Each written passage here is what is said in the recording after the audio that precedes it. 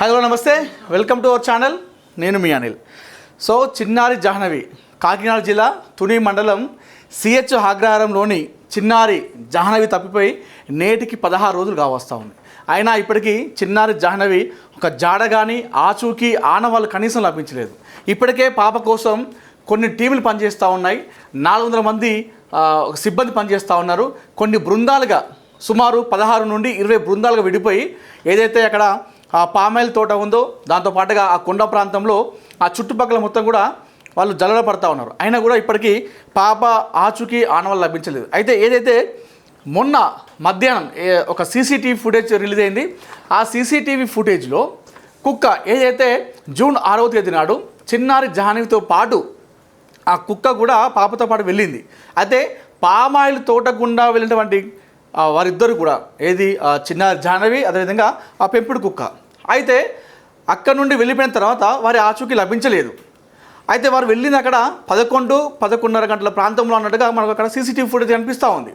అయితే ఏదైతే సిహెచ్ అగ్రహారంలోని ఒక రోడ్డు దగ్గర 12:42 ఆ పెంపుడు కుక్క మనకు రోడ్డు పైన కనిపించింది. మామూలుగా మనందరూ తెలుసు, ఒక పెంపుడు కుక్కని మనం మన ఇంటి దగ్గర పెంచుకుంటామంటే అది మన కోసం కాపుగా వస్తుంది. అంటే మన పైన ఎవరైనా ఎదురొచ్చినా, మన పైన ఎవరు దాడి చేసినా దాని ప్రాణాలకు అడ్డు పెడుతుంది.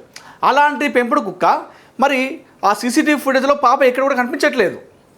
ఇక్కడ అందరికీ కూడా అనుమానాలు రేకెత్తిస్తున్నాయి. అయితే ఆ పెంపుడు కుక్క ఆ రోడ్డుపైకి ఒంటరిగా వచ్చింది, పాప అటు రాలేదంటే సరే ఆ పామాయిల్ తోట గుండా వాళ్ళు నడుచుకుంటూ వెళ్ళి ఆ సిహెచ్ అగ్రహారం రోడ్డు వైపుగా మనం వెళ్ళాలనుకుంటాం. మరి వెళ్తే మరి పాప ఎక్కడ? కేవలం సీసీటీవీ ఫుటేజ్లో కుక్క ఒకటే కనిపిస్తూ ఉంది, పాప లేదు. ఒకవేళ చిన్నారు ఉంటే ఆ చిన్నవాడితో పాటు కుక్క వస్తుంది. సో అయితే ఈ ఏదైతే ఆ మధ్యలో ఉన్నటువంటి ఆ దారి ఉందో ఆ దారి మధ్యలోనే ఎవరో పాపను అపహరించినట్టుగా మనం ఇక్కడ అనుకోవచ్చు, ఆ కోణంలో చూసుకోవచ్చు. దీంతో పాటుగా ఆ కుక్కని, అంటే మామూలుగా ఒక కుక్కని మనం సాదుకున్నప్పుడు మన పైన ఒక దాడికి వస్తే అది వారిపైన వెళ్తుంది. ఇప్పుడు ఎగ్జాంపుల్ చెప్దాం. ఇదే పాప 6వ తారీఖు నాడు తప్పిపోయినప్పుడు కొండ ప్రాంతంలో ఒక వ్యక్తి చూసినట్టుగా మనం చెప్పడం జరిగింది. ఆ వ్యక్తి ఆ పాప ఒక్కతే ఉందని చెప్పేసి వెళ్తున్న క్రమంలో ఆ కుక్క అతనిపైన దాడి చేయడానికి వచ్చింది. ఈ దాడి చేయడానికి వచ్చిన క్రమంలో ఆ వ్యక్తి అక్కడ నుండి పారిపోవడం జరిగింది భయపడి. సో ఇట్లా అటాక్ చేసే అవకాశం ఉంటుంది. కానీ అక్కడ ఒక గ్రూప్ ఆఫ్ మెంబర్స్, అంటే కొంతమంది వ్యక్తులు ఉన్నట్టుగా తెలుస్తూ ఉంది, అంటే ఒక ముఠాలాగా ఉన్నట్టుగా తెలుస్తూ ఉంది. సో కొంతమంది ఒక 4-5 ఉండి ఆ కుక్కపైకి బెదిరించేసరికి ఆ కుక్క మరి పారిపోయి చిన్నారిని విడిచిపెట్టి ఈ రోడ్డుపైకి వచ్చిందా అనే కోణంలో కూడా చాలామంది అనుకుంటా ఉన్నారు. అయితే ఇలాంటి నేపథ్యంలో నిన్న తుని మార్కెట్లో ఇప్పుడు పాప తప్పిపోయినటువంటి సిహెచ్ అగ్రహారం ఏదైతే ఉందో ఆ మండలం తుని మండలంలో ఉంది, కాకినాడ జిల్లాలో. అయితే తుని మండలంలో నిన్న ఒక మహిళ దగ్గర ఒక చిన్నారి కనిపించింది, ఏడ్చుకుంటూ కనిపించింది. అయితే ఒక్కసారిగా అందరూ చిన్నారి జాహ్నవే అనుకున్నారు.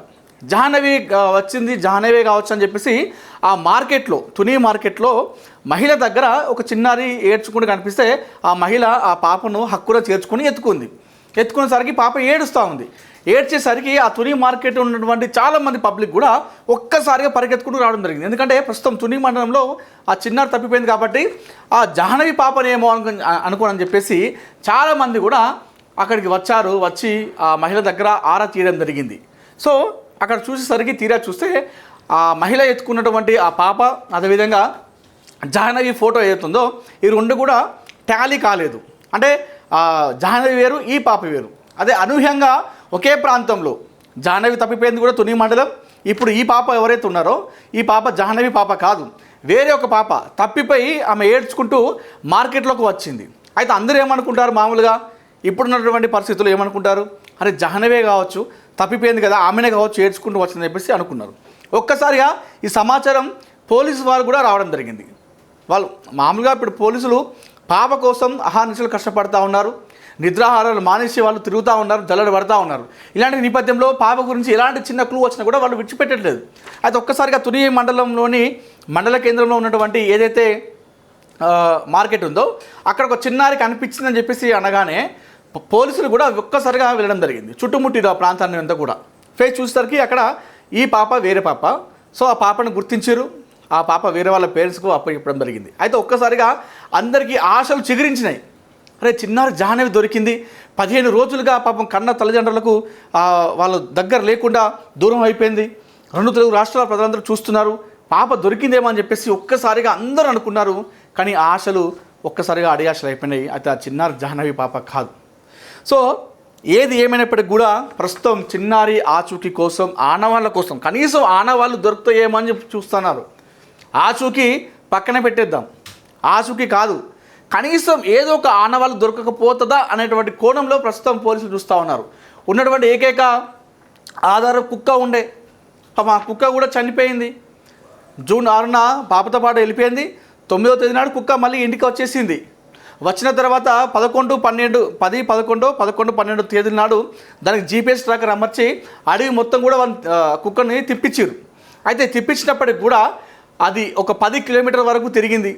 ఆ కుక్క మొత్తం తిరిగి వచ్చేసరికి దానికి ఆహారం లేక, సరైన నీళ్లు లేక అది చనిపోవడం జరిగింది ఆ కుక్క కూడా. అయితే పోలీసులకు ఉన్నటువంటి ఏకైక కీలక ఆధారం అది ఒక కుక్క మాత్రమే. ఆ కుక్క కూడా మరణించడంతో పోలీసులకు ఇది కేసు మరొకసారి ఒక సవాల్గా మారింది, ఛాలెంజ్గా మారింది. అయినప్పటికీ కూడా మొక్కవోని ధైర్యంతో పోలీసులు అక్కడ పాప కోసం వెతుకులాట ప్రారంభించారు. ఇలాంటి నేపథ్యంలో డిప్యూటీ సీఎం పవన్ కళ్యాణ్ అక్కడ ఉన్నటువంటి పోలీస్ శాఖకి ఒక ధైర్యంగా నిలిచాడు. ఎందుకంటే వెంటనే స్పందించాడు. మొట్టమొదటిసారిగా ప్రభుత్వం నుండి స్పందించిన వ్యక్తి డిప్యూటీ సీఎం. పాప ఆచూకీ కోసం ప్రభుత్వం నుండి మీకు ఎలాంటి సహాయమైనా అందిస్తాం, ఎలాంటి సహకారమైనా చేస్తాం, మా నుండి సపోర్ట్ మీకు పూర్తిగా ఉంటుంది, మీరు పాపను తీసుకొని రావాలి క్షేమంగా సురక్షితంగా అని చెప్పేసి ఇవ్వడంతో పోలీసులకు ఒక ఆశని చిగురించింది. అప్పటి వరకు పోలీస్ శాఖ, అటవీ శాఖ, అగ్నిమాపక శాఖ, అదేవిధంగా SDRF టీం, NDRF టీం, దాంతో పాటుగా హనుమాన్ టీంతో పాటుగా కొంతమంది స్థానికులు కావచ్చు, మరికొంతమంది ప్రజలు స్వచ్ఛందంగా పాప కోసం అడవిలో తిరుగుతూ ఉన్నారు. పాప దొరుకుతుందేమని చెప్పి స్వచ్ఛందంగా.